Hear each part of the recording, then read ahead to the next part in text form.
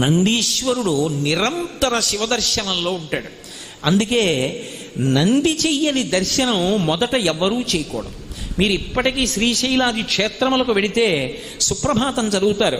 ప్రాతస్మరామి గణనాథ మనాథ బంధుం సింధూరపూర పరిశోభిత గండ యుగ్మం బుద్దండ విఘ్న పరిఖండన చండ దండ మాఖండలాది సురనాయక బృంద వంద్యం అని సుప్రభాతం అంతా చదివేసిన తర్వాత తెర తీస్తారు.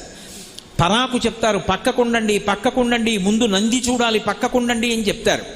నందీశ్వరుడు మొట్టమొదట శివదర్శనం చెయ్యాలి, తర్వాతనే మనం చెయ్యాలి. నందికి శివుడికి మధ్యలోంచి వెళ్ళకూడదు. అటువంటి బసవయ్య ఆయన ప్రథమ దర్శనం చేస్తూ ఉంటాడు.